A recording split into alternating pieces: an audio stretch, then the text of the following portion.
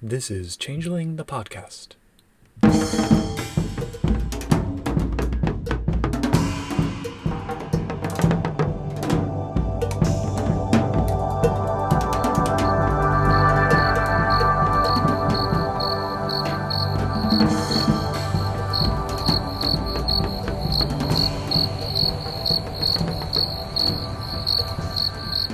Welcome to Changeling the Podcast. Come for the glamour, stay for the vibes. I'm your host Josh, and with us is your other host, Puka. Say hi, Puka.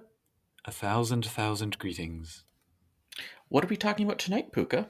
We will be discussing Book of Lost Dreams, the first supplement for Changeling the Dreaming 2nd edition, which came with a sweet Storytellers Screen, as well as a few of the other ancillary introductory material things that were around at the start of the edition. Okay, yeah. Book of Lost Dreams. Written by Ian Lemke, Roger Gaudreau, and Steve Herman, with a bunch of other people saying things. Yeah. And it's got like www.white-wolf.com, alt.games.whitewolf, and Rec Games FRP Storyteller to check them out online. I kind of like that because it really speaks to the fact that this was printed in 1997. So it's at that inflection point between like Usenet is the only internet and then the World Wide Web. It also has a general style of layout that I thought was the art house era, looking at it. Like the way it's it's a black and white supplement. The first one, actually, for Changeling, which is a little bit heartbreaking to think about. But yeah. But I mean, there's more color supplements after this, so it's kind of... Well, C20, but... No, I mean the second edition. Well, yeah, so the Knocker and Satyr books. Okay. Is that the only one? I think so, yeah. Okay. I guess they were already in production by the time this rolled out. Yeah. So this is sort of like a spillover book for the second edition core book, is what it says. And I'm glad it's a proper book this time, because Book of Storytellers Secrets, by comparison, was paltry. Mm-hmm. But it's all optional. I mean, there's a lot of mechanical stuff in here and references to other stuff. They talk about the Autumn People and the Book of Storytellers Secrets and all of that, and World of Darkness Combat, which had recently come out. But it's all overflow and or optional stuff. And it's very optional, I'd say, for second edition. But let's dive in. I have to say, I always find Paul Phillips's art, the anatomy and often the content, it makes me uncomfortable, and I can't put my finger on why. But we have him in the openings for each of these chapters. Yeah. Well, the cover on this one's... I sort of remembered it as the book where it's like, I really didn't like the cover, but... I think the cover's fine. I think I just don't like that troll head. Okay, that's fair. I can accept that. But he's got those sweet 90s tattoos. Yeah, it's just his head. Right? And if you look carefully, there's a Mage the Ascension flyer on the signpost behind him. Yeah, I like that much better than the Paul Phillips, like, weird circus drawing that opens chapter 1. Anyways, there's a lot going on there. But chapter 1, The Awakened World. Yeah, this is divided into 5 chapters. Well, intro plus 4 chapters. So we start with chapter 1, The Awakened World, which is where we get all of the crossover stuff. So it's crossover mechanics and also just kind of some general notes on how the changelings deal with the other groups of supernaturals. And I like how, it provides setting information in addition to the hard and fast mechanic stuff, as well as occasional little tidbits that seem like pretty important universe notes. So, yeah, and I really like the setting tidbits because some of the mechanic stuff makes me go, what? Yes. Like, for example, the first one we get. Yes. I have to assume okay, so it's this modifier where it's like if you're enchanting a prodigal, it lasts longer for prodigals than for mortals. And it has the longest lasting, easiest to enchant being technocrats, including virtual adepts, and the hardest being tradition mages. And marauders. Oh, yeah, and marauders. Yeah, no. Oh, yeah, marauders, technocrats, and chiacid. And then traditions are the hardest ones. And I'm like, I think they flipped the technocrat and tradition, but... Yeah, I think that it must have just been like an ordering error or something. Like they put them alphabetical and then went, oh, crap. Yeah. So we get some general notes about how the Fae behave when dealing with the prodigals, and there are some pretty obvious things like they tend to call upon the weird a lot because obviously they want to be as impressive as possible. And Mm-hmm. particular groups among the Fae align with particular prodigal groups, which we've seen before. We've heard things like the Shadow Court hangs out with the Sabbat, the Fiona hang out with the Fianna. There is the note here that the She have long had pacts with the Silver Fangs and the Order of Hermes, which I don't know. Has that been referenced elsewhere? Do we know? Order of Hermes stuff, I think, even gets referenced in Mage slightly. Hmm. Silverfangs, I wouldn't know. And there's a whole sidebar about the Silver Fangs one. Yeah, is this the one that created the whole Get of Fenris As far as I know, thing? yeah. I mean, again, it might be in Werewolf somewhere, but I don't know Werewolf as well. Yeah, I find this one hilarious. Yeah, those who don't know, there's a big story about how the Get of Fenris have like hate most Kithane, especially the She, but they're okay. They're cool with trolls Yeah, and Nunahe. Well, but the troll explanation and the She hatred is like because the She used a bunch of Get of Fenris as riding mounts for a while. hilarious. It makes me wonder how they're going to work that into Werewolf 5, but I guess they aren't, so anyway. Well, apparently they never worked that into Werewolf. I believe it. I've checked online with Werewolf people, and they're like gone through, and they're like, "There's nothing about this in Werewolf." Yeah, I believe it. I like the note about their anachronisms as well. Like the She were last on Earth in the 13th or 14th century, so they might be, if not on the same power level as elder vampires, they're at least in the same frame of reference. But I like thinking about the sort of awkward encounters that could lead to, like a She walking into a vampire elysium and saying, "Whither your Cappadocians?" You know, Hmm. that kind of thing. Yep. They give us some general story hook ideas, the best of which is almost certainly the requisite cult of ecstasy satyr accidental orgy. So, Yeah, I hope that's what an orgy actually. The other implications are more disturbing. yep. Then we get into specific groups of supernatural and how they feel about changelings and vice versa, beginning with the vampires. Hmm. I am a little sad that this is kind of a cut and dry book by comparison with the final chapter of the core book, where we had these like beautiful stories and origin myths for the different prodigals. And here it's just like, okay, this is how it is.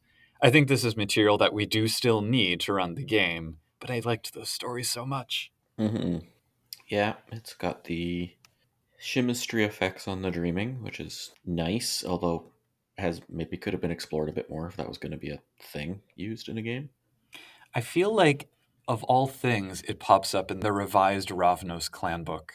Yeah. If I'm remembering correctly, there's a whole sidebar about it and how it affects the Fae. But I mean, what it boils down to is they can make chimera with their Yeah. illusions. And then Malkavians are unaffected by the mists and kind of can become addicted to Fey blood, which I Hmm. suppose is interesting. It does say anyone can be, but just the Malkavians, maybe because they don't aren't affected by the mist, are more prone to like remember what it was and want to do it more. Yeah. Oh, and also, if you are wild enough to try and amuse a Malkavian, the difficulty of all reverie rolls involving them are reduced by one. Hmm. Probably the easiest to do a crossover with. Yep. Well, or acid; those are pretty easy. Yeah. Well, they're fairy vampires, therefore. But I like the note that they can be found at Slua T. Hmm. Well, they're also, in my experience with vampire players, it's almost harder to do acid crossover with vampire. So. Yes, I recognize this having played a Chiacid and knowing what people say about that. Hmm.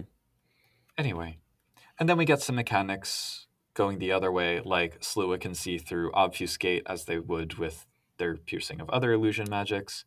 If a kindred uses Auspex 2, they'll see the sort of rainbow patterns in a changeling's Hmm. aura. And then Fey blood functions as a hallucinogen and sometimes causes weird bodily effects to vampires. Yeah, and don't let the Tremere get your blood. Nope. Nope, nope, nope. And it says flat out that fairy souls are snuffed out by the embrace more often than not. And then, if a changeling actually survives, they're immediately claimed by the mists. The Fey soul is within permanent stasis until the kindred suffers final death, releasing the soul for reincarnation. But if a Kithane turned vampire gets enchanted, they remember their Fey life for the duration of the enchantment and then the mists come and claim those memories again. Mm-hmm. I feel like that's actually a really strong story potential thing, but also a very difficult one to role play and hash out exactly how that would work. Yep. So, but I guess now there's also Magar, and that's also an option. We also have yet another art piece of a noseless redcap. So, Oh, wait, that makes sense as a red cap. I was like, is that a weird Nosferatu? No, wait, why would they have a zipper in their forehead? I Yeah. just assume it's a redcap because if I see a vaguely humanoid thing with, Yeah. industrial jewelry and no nose, it's a redcap. That's when you find out it's a particularly adventurous issue, and then you're like, what? Or Toreador. Yeah. And then we get some opinions from changelings, Mm-hmm. from one from each of the standard kiths. Yeah. But yeah, vampires. And then we get the werewolves with a picture where we go, wait, should it be Bastet? What? Oh man, I love the Bastet. Yeah, this is like I'm assuming this is a cat puka supposed to be in the picture, but Yes. So, as always, the werewolves are kind of pointed to as the ones that have the closest relations to the Fae. And there's this sort of implication that cairns and freeholds are kind of interchangeable in terms of the energy, which Mhm. I don't know how I feel about that. I mean, I can Yeah. understand the natural places of power, like glades, are, where both groups might want to start their freeholds or cairns. But I feel like once those things are in place, they kind of become not fungible or Well, whatever. they say they're usually not. They say that the two places aren't typically the same one, but maybe werewolves and changelings could get together to make them both. Hmm. Yeah. There's a sidebar on the kin, which is like Oh, it's very uncomfortable. what this is almost feels like a revenant family. Yeah, kind of. I mean, they go so far as to use the word stuck, which Yep, just makes my flesh crawl. it's very werewolf. Yeah. This is the kind of thing, again, I'm not a huge werewolf fan or player, but it does not bother me at all if this kind of thing has been cut from 5th edition. Yeah, But if you do want to use it in your game, I mean, I guess so, as long as everyone can handle it. And yeah. It starts getting to like percentages of birth and stuff. There's a way to reframe this. Of there are some families that are just have a lot of werewolves and changelings in them, and kinfolk and kinane. yeah, But yes, the phrasing here, and it's like 3 out of 10 births becoming Giru. I'm like, I don't want those numbers. Like, no. Well, and then of the other 7, between 1 and 3 will be Kithane, and the rest may have yeah, Kinane powers, as well as Kinfolk powers. So it's just like, all right, yeah, yeah. So in terms of individual groups, the Shadow Court hangs out with the Black Spiral Dancers, the Nunyahi hang out with older brother and younger brother, House Baylor is rumored to have ties with both the Fomori and the Black Spirals, etc. Fiona hang out with changelings. Yeah. Well, and importantly, they protect the she from the get, which I think is amusing. Hmm. Like, I like the idea of a Fianna and a Get of Fenris going head to head because the Fenrir wants to kill the she, and the Fianna are like, Yeah. nah. But they also stepped aside during the Accordance War because they're like, ah, we're not touching this one. Again, I don't really mind the Get being cut, but I understand why people are fraught about it, I suppose. I don't know. Yeah, they probably could have reworked it, but that's a whole other. Yeah. That should be on the back of every White Wolf book, probably, or most of them. They probably could have reworked it. Yeah, but that's what I think. This is like the one time where they cut it instead of not reworking it. Well, no, sometimes they rework Right. them and they're okay. But Yeah, yeah. But especially stuff from this era. yeah, like the Ravnos. Yeah. We have a sidebar on whether or not Fomori are actually related to the Fomorians, which, like previous material, clears up exactly nothing. I read this as I like it. Actually, I like this stuff because they're like the way it's written to me. It always reads as like ironic and being like, no, of course they're not the same, but lots of Kithane think they are. I suppose. I do like the note that the nobles are like, oh, well, House Baylor is checking on this, and they swear that Yeah, everything is fine. yeah. And again, more story hook ideas. And then we get crossover gift rules where you're like, okay, our whole thing of like both our opinions, the dreaming is not the Umbra and Chimera are not spirits, and these rules somehow support both sides of that argument at the same time. I'd say it's generally in line with spirits stuff crosses over with chimerical stuff. Yeah. Generally speaking, if you have a gift that allows you to perceive and interact with spirits, it will function similarly with chimera. Generally. Yeah. But it's also clear that chimera are like it uses words very distinctly for spirit and chimera, and it's not exactly the same effect. So it's Yeah. like chimera are halfway to being spirits, maybe. Sort of. Yeah. And there's also notes here that a Kithane soul inhabiting a human or kinfolk body precludes the possibility of the first change. It blocks the mystic connection to Gaia. So no, you cannot have a changeling Garu. Yep. But then changelings who are actively in their famine are not affected by the delirium, so that helps with crossover. Yeah. But if you go through the forgetting, you are, or even Right. temporarily. If you've been chimerically slain and you're waiting to wake up again. Yeah. Or just banality's been getting to you pretty bad lately. Yep.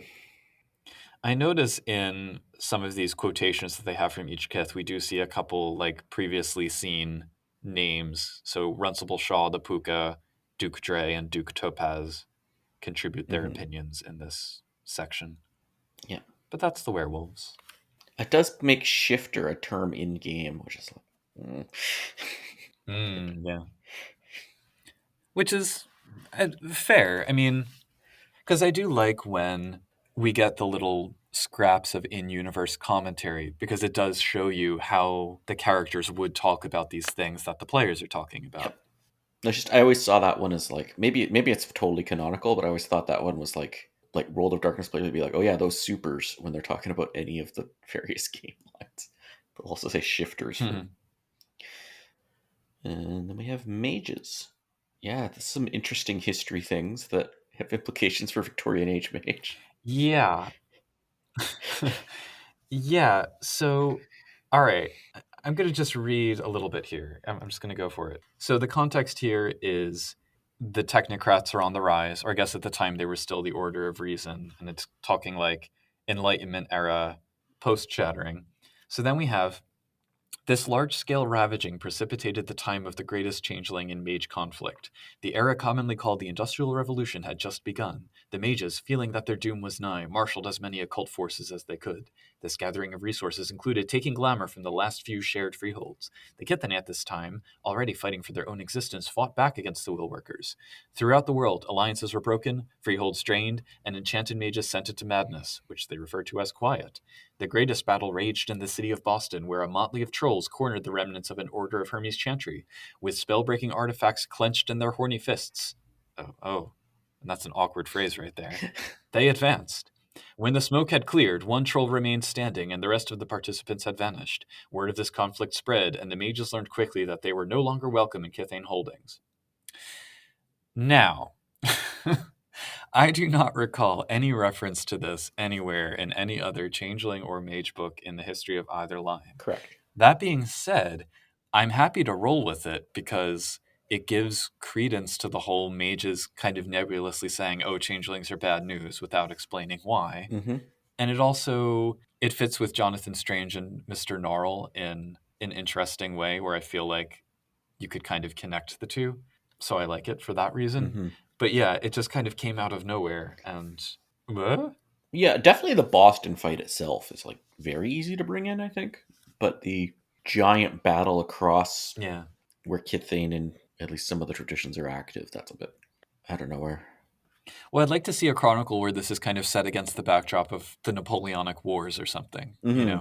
like Regency era urban fantasy, which does exist and is a whole When subgenre. did the Industrial Revolution start? Oh, it doesn't matter when it actually started. This is a White Wolf book, but um, I think if you'll recall from the sidebars in Isle of the Mighty, it started at many points.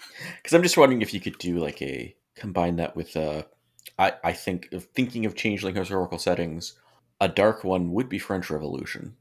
That would be interesting. Stay tuned to Storytellers Vault is all that I'm going to say. And oh, there's a sidebar here on the Nefandis connection, which is cool as long Yes. as you don't take this as canonical how Nefandi work in Mage. Yeah, I generally don't use Nefandi ever, so I'm fine Oh, with okay. it working just like this. Okay. But basically, House Aelil can sense them. Yeah. Yeah, I've used them before, but I don't get into. Actually, it's never come up. It's never mattered what they actually are. It matters what the PCs think they are. But And what they do. yes, that's important too. But yes, for anyone who does want to have a Nefandus and a House Aelil She run into each other in a game, the Aelil can sense the Nefandus if they're within 100 yards by rolling Perception plus Kenning difficulty 8. So take note. Mhm. We get some, again, faction specific descriptions. I found it a bit strange that they refer to the technocracy as the Hidden Ones, both because when I think Hidden Ones, I think Ali Batin, Yeah. and then also because the technocrats are the ones whose paradigm is kind of the most open and dominant one and representative of banality that they're constantly struggling against. So I guess the implication is they're hidden behind. Yeah. Well, it's hard to identify them by like looking at them, kind of thing. Like they're the least. I guess so, Yeah. yeah. Yeah. And there's interesting implications by saying that changelings are part of the verbena paradigm, or the Fae are. Yeah. Well, Yeah. You wrote a book about that, kind of. yeah. I mean, I'll say that these few pages here very heavily informed the Fairy Faith Storytellers Vault Hmm. supplement. Aside from the verbena, we have a note that the Hermetics were overjoyed when the She came back because they saw it as a sign of returning magic to the point of giggling and clapping their hands like children. Hmm. I love that image. That has to be canonical I in, suppose, in yeah. page. Giggling, like especially older Hermetics. Yes, with beards. Yep. And then the Dream Speakers, because this section is pretty insistent on spirit being the sphere of record when dealing with the dreaming. Yep. And again, I am fine with M20 shifting it to mind. I'm fine with deferring to Hmm. that, at least for mage purposes. But I don't know. I still think from certain points of view, spirit is acceptable. I prefer it mostly being mind as well, with like opening a physical pathway to the dreaming. I mean, that still makes sense as spirit, I think, regardless of. But Yeah. uh, There is also the note here that changelings can't use true magic because the Fey soul inhabiting the changeling's body has forced the human's avatar into permanent slumber, which is a little bit different from the way the soul and the body relationship was presented in the core book. yep. So I'm not sure what to do with that. It also implies that every human has an avatar. So Yeah, but I think it also applies that I'd prefer maybe changelings don't have an avatar at all, but hmm. Then we get some more outlooks. Queen Mab chimes in, mhm. and that's the mages. And then we've got the wraiths. Yep, this is pretty consistent with what we had before, I think. Yeah, Although the whole changelings deal with the ghosts the least out of everything, except the Slua, which deal with them the most.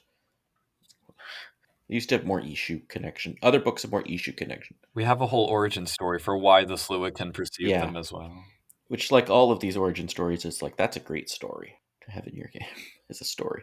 which is kind of predicated on one of their number, or a kinane of their kind named Glam. And I like Glam the Slua kinane as a canonical character. But that takes up most of the section. Yep, we have that, and then the crossover rules, which are pretty consistent with what we've had before. C20 if you were using this for some reason. I mean, Ownermancy becomes a bigger deal with Sandman because they both inhabit dreams at the same time, which they don't have here. Mm. There is a little bit here about the Sandmen. If they're patronizing a Cathane's dreamer, then it increases reverie or ravaging difficulties. And then they can use, the changeling can then use kenning to kind of realize what's going on here, and then Grimaire or lore to identify what the problem is. Again, kind of a baked in story Mm. hook, but yeah, I mean, I don't know Wraith well enough to, to comment further. Yeah, no, it's just like in C20, because you have Ownermancy, being in the same actual dream instead of having to be your own dream, like that just has even more crossover potential, like of an actual story thing. Hmm. I do want to say, as a final note, my favorite named Slua character is Elspeth Danvers, who's in the second edition core book as well as the person giving stereotypes from the Slua. And here she also chimes in about ghosts. So she is the Slua Keeper of Antiquities. Mhm. Good for her.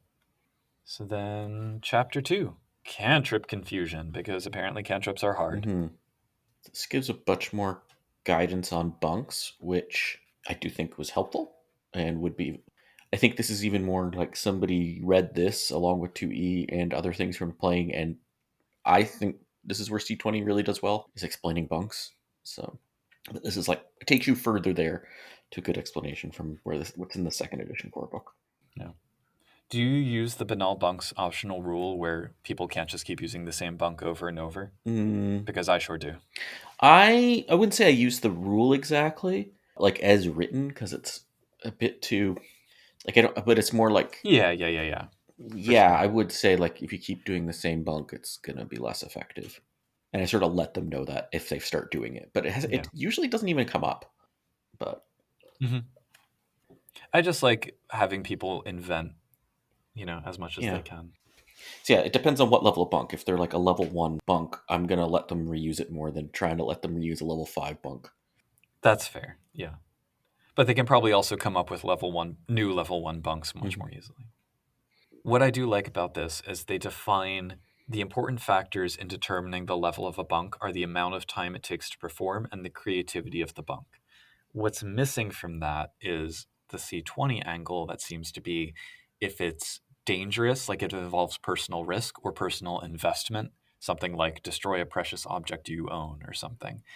I like the addition of those factors in C20, but I feel like they muddy the waters a little bit too much with respect to the two factors in here because it almost seems a little unfair to say it's a level 5 bunk if you do like a Tara spread every night for a week, all night, and it's also a level 5 bunk if you jump in front of a speeding car and then jump away again before it runs you over. And I can't figure out to whom it is Mhm. unfair, but I feel like there's some kind of disparity that I can't identify there. Here's the thing: if you read through the actual examples they give instead of what they said, there is some of that investment at least bit too, and danger, like break a mirror and examine Mm, the shards versus cut yourself and sprinkle the blood on the ground. Those take about the same amount of time. I suppose that's true, yeah. And Wayfair 5 is leap off a cliff while flapping your arms and hope the cantrip Mhm. works, which is always fun to throw at people. But this is also kind of rehashing what the player's kit did in first edition, where there was the booklet of just bunks. So it's good that it's in Yep. here. More example. Maybe it's kind of a question too of which mood you want in your game. Like, do you want personal risk to be something that comes up a lot more often? Yeah, I do. Oh, all right. Chapter 3.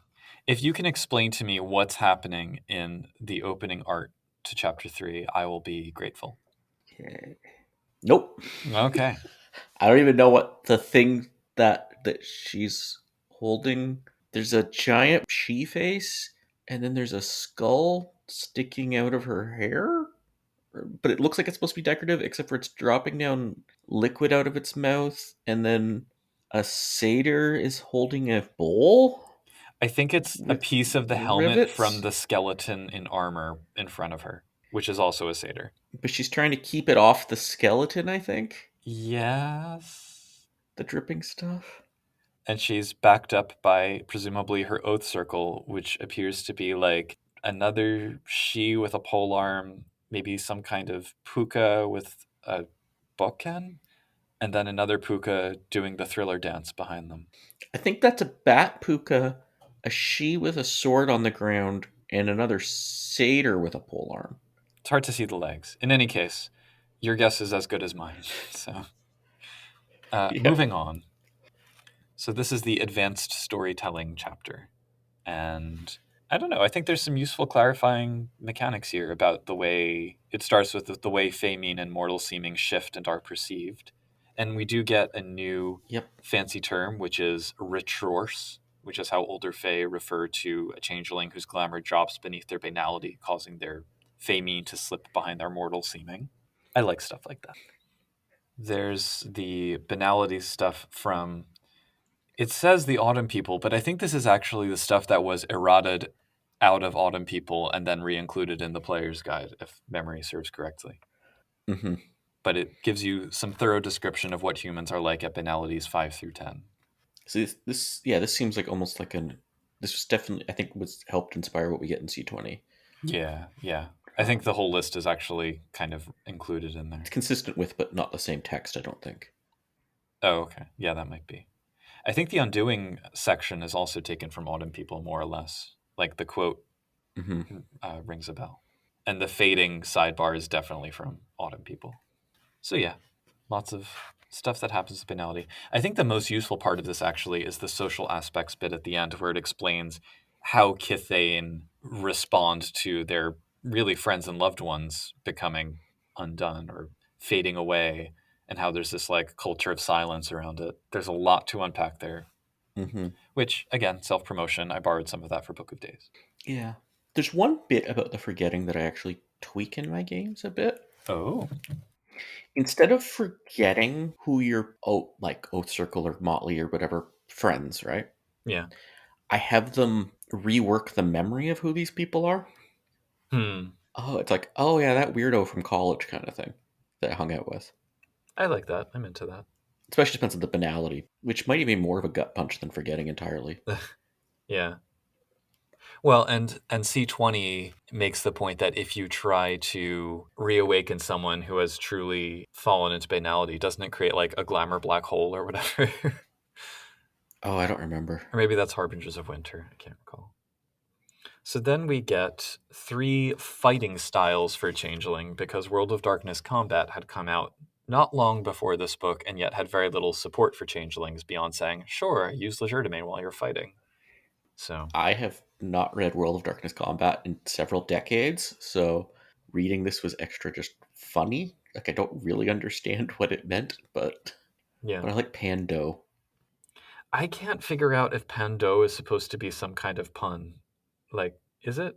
I think so. It seems like it's supposed to be, but I don't know what it's punning. It's also the Seelie version, whereas the Unseelie one is called Beast Fighting, which sounds like a Transformers spinoff. They needed a Puka one. Yeah. Well, and as I've often said, this is something that I'm earmarking for future homebrew potential. I want there to be a Cluricon fighting style that incorporates their ability to teleport in an instant when nobody is looking at them. Yeah. Nightcrawler style. Mm-hmm. I had a ran a game with a character who was a Clericon who managed to join House Skahawk and then get the martial arts from like there's a martial art for Skahawk here, Oh and no. then later, yeah, Well, and that's where it he came used the from too, teleport a lot. because here it's just a list of maneuvers from the combat book, and then in Book of Lost Houses, it gets spun into this entire like ritualized Irish myth inspired whatever. Yeah, Ugh. I tried to get one passed by a storyteller at one point, and he was like, "No," for a. I don't know why I had this idea. I was of a Bogan martial art based on Tai Chi. I don't really remember why I thought that was a good idea, but Uh, I've heard worse. So so then we get some Unseelie Houses, which, yeah. fun fact, the first character I ever played in a game online was Leon and She, and I learned everything I knew about them from this Mm, book. I mean, at first, at least. how'd that go over? I loved it. I mean, I thought it was great fun because I was what, like 14, and you've talked before about your Yep. kid playing a Baylor She. You know, this was my version of that. Yeah. No, I can see it. Yep. But thankfully, their flaw has been updated here from the Shadow Court, where they only need Rhapsody once per month instead of once per week, which is goofy. So Hmm. otherwise, it's pretty much in line with the other house descriptions. Like the ones in the core book, we have descriptions of why they were exiled and who their High Lord or Lady is. So that's cool. I really like High Lord Eleanor, who's 70, even though she's only been on Earth for like 30 years. And she's just like clinging on Hmm. to her fayness. Then we get the new background Trod, which I had forgotten wasn't in the book when we did the two Ecor book. And this is, well, the dot levels certainly are taken verbatim from Noble's The Shining Host, which, if you'll remember, were so arcanely complicated that it needed a table on the show notes. Hmm.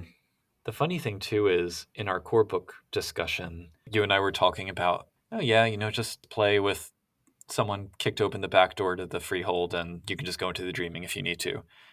And here it starts with Hmm. some storytellers have noted that getting a trot for free with the holding background is pretty powerful. And I think, who are these storytellers? Who decided this was Well, necessary? I think there's a big difference between having a Trod and entering the dreaming. Yes. Well, I absolutely. I think having an entrance to the dreaming without a Trod, I'm like, if my player characters want to go through that, I'm okay with it, especially if they're all going through it, so I don't have to like. Yeah. It's like, do you know what you're getting into? But at the same time, having a trod with your holding, I don't think it's so overpowerful because they're so bloody hard to open, you know? It's Oh like, yeah, that's true. if you I have also to scrapped that rule, so that's why. well, I mean, that's the alternative, right? It's either scrap that rule or add Yeah. this background, I guess. I don't know. Like, because there's rules here for when the trods are open. It's like, okay, what about you have the trods open from that and you don't need to do anything, but if you want to go another time, then you have to do the other thing. That makes more sense to me. Yeah. I just think it's a waste of background dots. And I do think Yeah. C20, I'll have to take another look at Book of Freeholds, but the way that they handle incorporating trods into your freehold, I think, is a little bit more robust. Yeah. At the very least, it should be in that. Whether or not the system works, I haven't computed. But Yeah. I will say, I feel like that trod background at the end, it's like the dark lining to an otherwise very silver cloud because I think this chapter is wonderful. It really has some very yeah. useful information, very efficiently and yet fully incorporated. So, Mm-hmm. but that's chapter 3. Yeah. And then we have a picture of. Okay, what kith is Han Solo in this one? Uh, satyr, hornless satyr. No, he's got regular legs. Yeah, the art just unsettles and confuses me. Although I do It, like how the puka's cloak pin has a little smiley face. yeah, everything's in slightly the wrong position. Like the anatomy. Yeah. Do you ever see like people, like artists who like take a picture like from comics or something, like particularly egregious picture from comics, and then like show what it would look like from a different angle, and you're like, ah. I feel like that would happen with a lot of this art. You know how when you learn how to draw bodies, you start with geometric shapes and then kind of fill in the details, like that's the one of the methods. I feel like this Oh, is okay, yeah, not has not completed that process. The bodies are still yeah. very geometric. Anyway, it's a style, it's a choice. Mm-hmm. But this is what opens chapter 4, Capture the Flag, which is an introductory adventure for second edition, which we did not get in the core book, Mm-hmm. so it's good to have that here.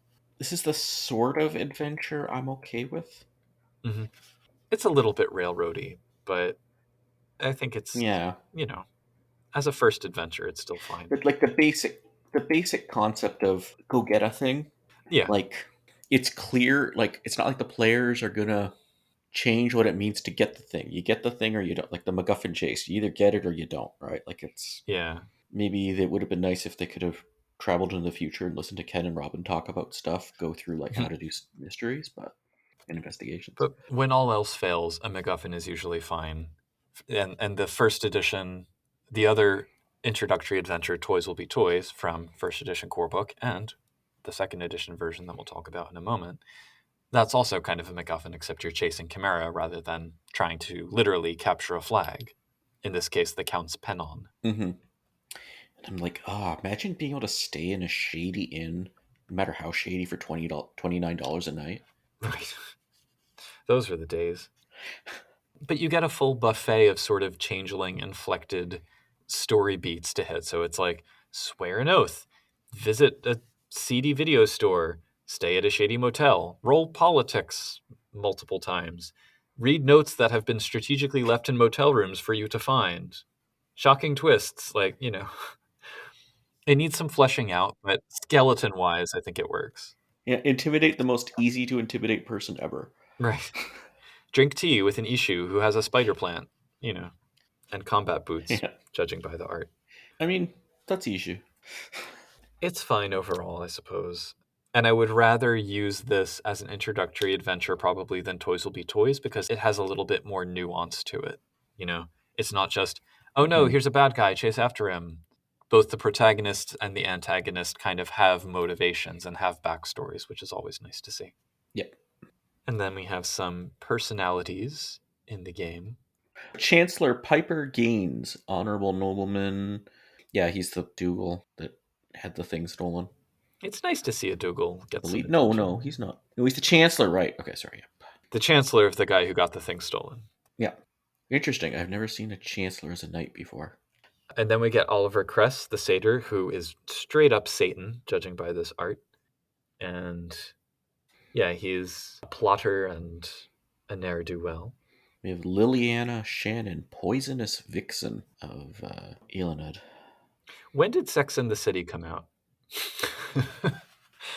Because I feel like she's straight up a Sex and the City character. Yeah. It came out. No, oh, year after this. All right. Well, Just was just in the zeitgeist. I guess so. Then we have Douglas Bender, who is an Unseelie Grump Boggin mechanic type. His picture looks so knocker though. I suppose, but could go either way.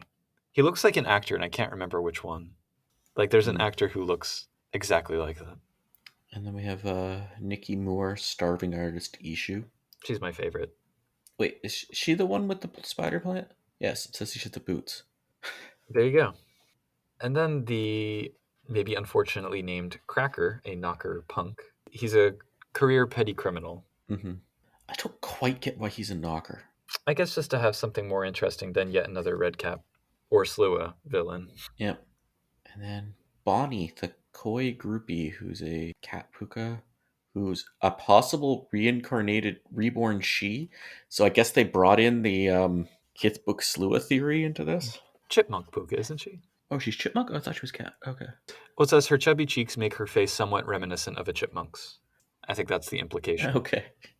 We then get to the ads, and it threw me for a loop that the ad for Wraith the Oblivion 2nd edition uses the art for the Unseelie Redcap from the Shadow Court. Yep. It's great art, don't get me wrong. I guess that Redcap became I a Wraith. think it's supposed to say your red cap gets killed with cold iron, you can still play him. Yeah, probably. Which nobody I ever know has ever actually done that with Wraith in another game. Yeah. But you could. Then we get some vampire novels, because this was the era of vampire fiction flying hard and fast onto the shelves, at least. Yeah. Mm-hmm. Then the Vampire the Masquerade CD-ROM for Windows 95. Did this ever actually happen? I don't remember this at all. I don't know, but I want it now. Yeah, Like, how do I get a copy of this? It's apparently, I guess, digitized versions of several of the Vampire the Masquerade books, complete with a city generator, character generator, document generator for in-game props, screensaver with the art of Timothy Bradstreet, hypertext links, how quaint, for easy reference to important terms, rules, and powers, and a word find feature that instantly locates any word in the language, which I don't know how to parse that last sentence, but okay. Also 3D maps. Yeah, like this is awesome. Would that every game had gotten that? Or possibly any game. We don't know if this came out. Right. Yeah. And then lastly, perhaps most excitingly, we have an ad for the as yet name unchanged Aeon coming in November 1997. It's hard to even see though because this is black and white printed. Yep. And that's There we go. the book. I really like the little stained glass icon with the key that they have on the back here too. So what are your thoughts on this book overall? I think it's really solid. Something I Yeah. like about it is it really does feel like an overflow book for storytellers in the sense that it's the kind of stuff that would only come up after you'd already been playing for a little bit. And it's all at least storyteller Yeah. facing. So it works well, I think. It's the kind of book, if C20 hadn't happened, I would actually say this book's very important to get. But Yeah. I definitely wouldn't use it in. It wouldn't be very. I mean, there's little bits, but it wouldn't be nearly as useful in a C20 game. But, I half agree because, yes, a lot of it has been incorporated into C20, but I think there's enough left over that would still be valuable because C20 doesn't really go mhm, deep into like interactions with prodigals. And an introduction that's adventure true. is useful wherever. Some people might not want to use the C20 quick start adventure. Mhm. Here's another option. And it's not laden Yep. with stats. Oh, and there's definitely no combat maneuvers. Well, yeah. So I think it's still a worthy get. It was packaged with the storyteller screen, so I think it's maybe more worthwhile to get the physical copy if possible. But PDFs are out Mhm. there and will be included in the show notes. Actually, this is one of the books I have a physical copy of, but I don't know if I've ever actually seen the second edition Storyteller Screen. So, Ah, like in person. I will include a photo of it in the show notes. Okay. So that's the Book of Lost Dreams. Then we also have a couple other items to talk about. So, in tandem with the core book, and really the Book of Lost Dreams and the Storyteller Screen came out around the same time, August 1997. But there was also a booklet called the Introductory Kit that was released and is now freely available in PDF form on DriveThruRPG and Storytellers Vault. And that was a quick start for second edition. And it also came with a second edition update of Toys Will Be Toys, the sample adventure from first edition core book, as well as 6 sample characters. And this was also available for download online at the White Wolf Changeling website. So, what are your thoughts about the introductory kit? Let's dive on in. I think, I mean, a lot of the text is just literally from second edition core book and whatnot, which is fine. It's got a simplified system, which maybe it's a little bit too simplified for me to would want to run even as a like little one shot or something. It's hard to tell in retrospect, because I didn't start with this introductory kit. So I'm trying to imagine it from the Hmm. perspective of someone who would, and then what the learning curve would be advancing to the second edition core book. And I feel like it hits the right level of setting detail, but maybe doesn't make it clear Hmm. enough how simplified the mechanics are because they are really simplified. Yeah, like, and it's not the core mechanic's not even the issue. It's the like, okay, it's like so. There's no bunks. Yeah, Very expensive glamour wise, although it's very easy to get glamour. And then there's no like chimerical damage. That's a simplification, but like yeah. I feel like they could have simplified combat a bit more and then put back in chimerical combat, for instance. Like there's little things That's like that. fair. But I would agree with that. And a lot of the material, though, it is the kind of thing which I'm thinking back to our initial mini episode for this podcast about sort of the essential terms that we would want to share with prospective players, regardless of edition. And I think that that's what this mhm, document is kind of in the spirit of. So it's important to know yeah, what glamour is, what banality is, what chimera are, what kiths are, but you don't necessarily need to know what all of the powers of all of the arts do.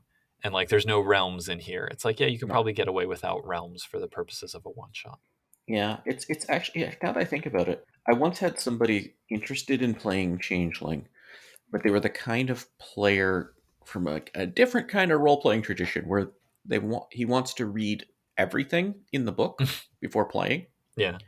And I was running C20, so then I didn't have that player after he took a look at the C20. I'm like, I could have handed him this maybe and been like, "Do you want to play this game?" like, and then there's expanded Well, rules in, but there is the C20 quick start as well. So, it's, okay, yeah.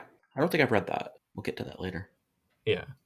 I think it's a sensible idea overall. And there are little tidbits in here which I think are actually unique to this document. There's a note that Summerlands is the term of record where the dreaming was unified with the autumn world, for example. And I'm like, did that come up before? I thought Oh. Summerlands was like a werewolf term or something. I think of all the art in this. I'm like, yes, that is key changeling art that keeps showing up in editions. Like, I'm like, every picture in here is like, yeah, I would have been able to have been like, yes, that is in the 2E core. Absolutely. I know it. I can describe to you what section it's about. So Yep. I wonder if all of it's on the store available for Storytellers Vault. This is, yes. I mean, it's all part of the art packs. Okay. So we have like sidebars about Seelie and Unseelie. We have write ups of the kiths. One of the simplifications they do is they have a birthright and a frailty, but then also an aptitude, which just gives a flat +1 to certain types of rolls. And I think that that's Hmm. probably sensible for a quick start. Issue are a bit overpowered, I think, maybe, depending on how you interpret their aptitude, but Probably, but their birthright is also comparably weaker if you're doing a one shot. yeah, that's true.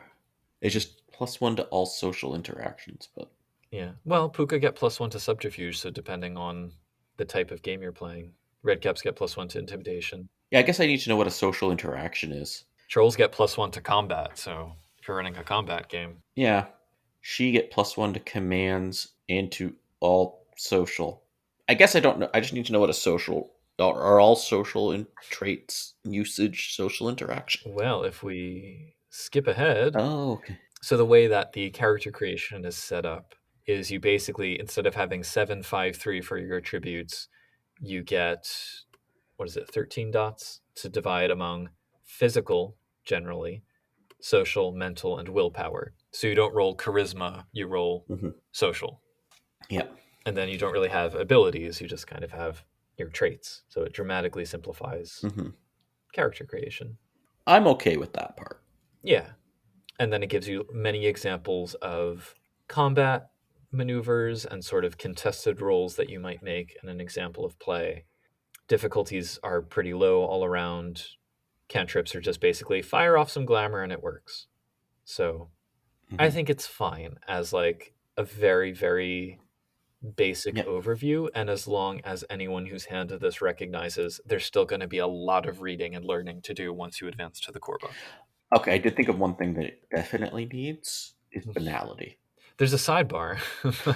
'Cause okay, it needs some sort of rule to. Or I guess they don't have rules to avoid banality. Never mind. But Yeah. again, banality is something that arguably is just that'll come up in the long run over an extended chronicle because Ah, that's true. it's kind Right. of like giving someone paradox in a one shot. It's like, well, what's the point?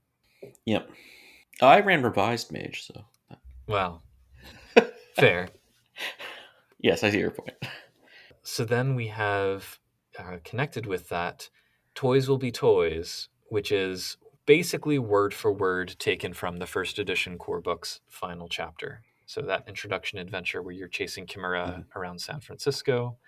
And the only real change is that the Chimera and main antagonist have additional stats that follow the introductory kits method.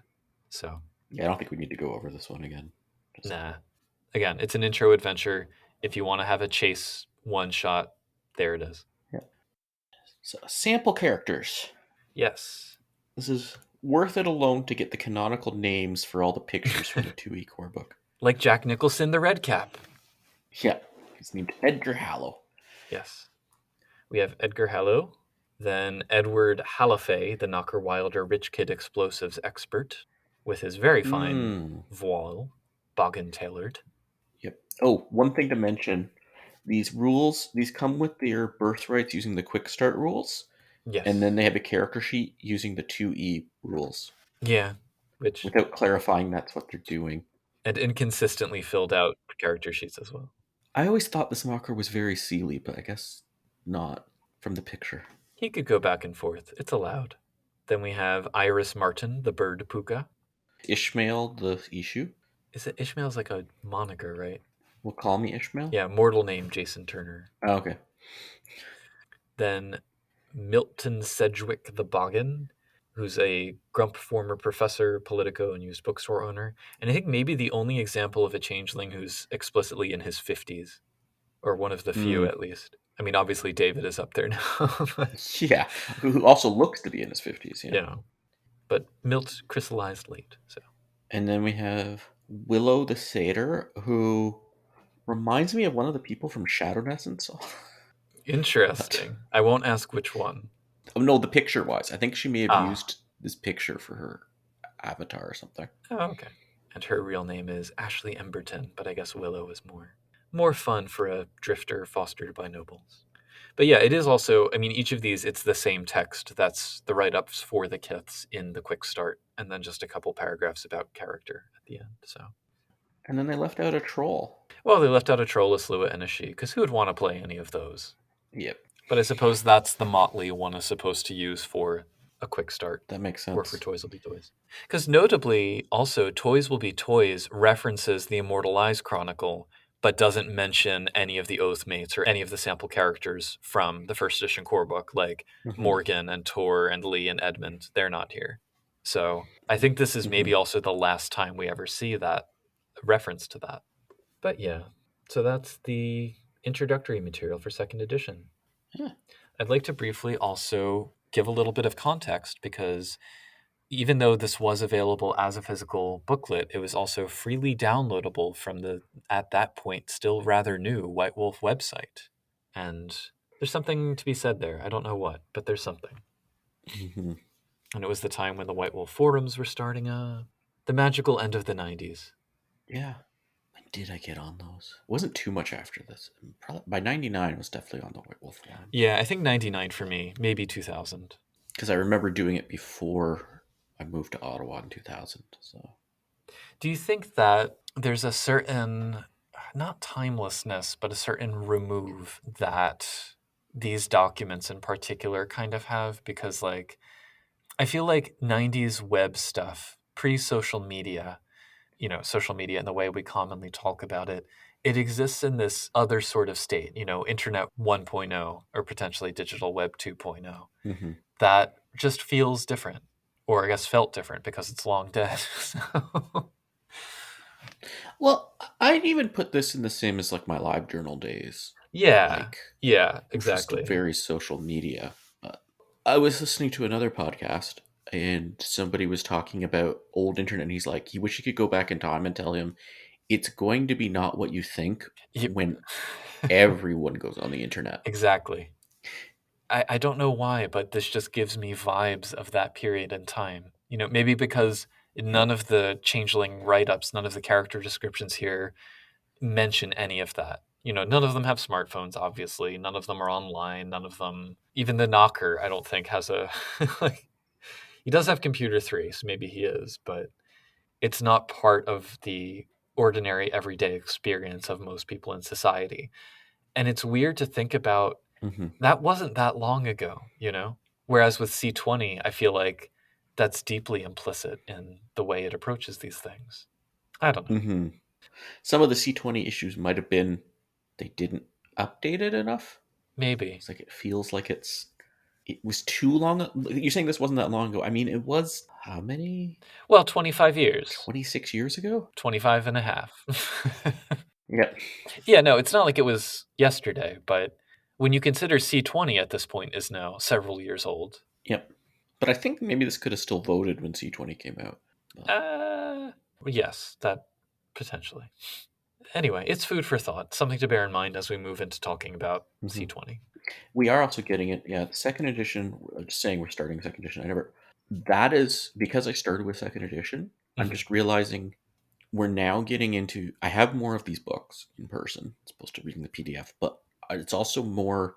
Oh, this is the game I played. Like we Hmm. used first ed supplements, and I think Changeling. This comes up. I do think it's important to like not just think all that matters is the current edition, Yeah. because it's like you only get one Kith book. You don't get Right. multiple editions of Kith books or anything Yeah. and things like that. But first edition, there's a lot more books where that had already been superseded by stuff in second edition by the time I started playing.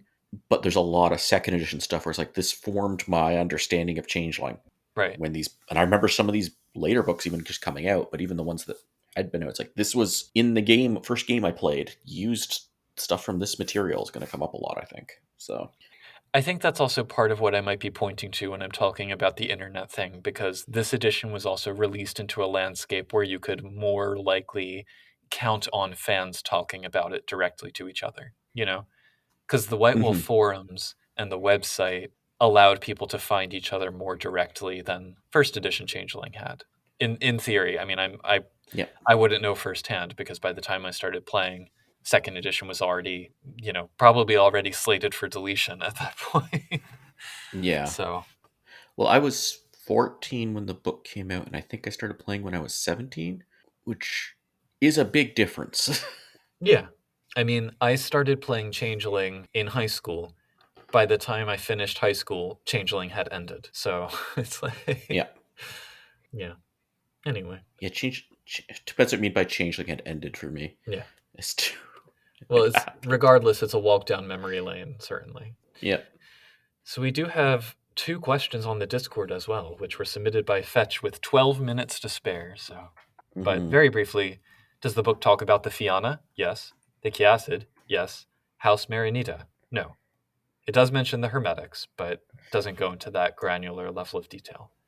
The Fianna probably have the most, the Chiacid a fair amount, and then Hermetics just that they giggle and clap their hands sometimes. And then interesting interactions in cultivating glamour from the prodigals. Yes, as we said, Malkavians, you get a bonus if you try to muse them. And then I guess the enchantment multipliers is an example. Very interesting with the Yeah, who knows the you knew the hidden ones were that easy to enchant. right. Typos aside, I do think a multiplier, given that this is like a point of glamour per day temporary enchantment system, I do think a multiplier makes sense. Just the numbers should be Yes. more carefully edited. So yeah. Yeah. And I guess that's about all of the supplemental introductory material for second edition that we're gonna talk about today. Mm-hmm. Next up, Kith Book Knockers. Hey, Yay! that's gonna be fun. Like, actually gonna be fun, I think.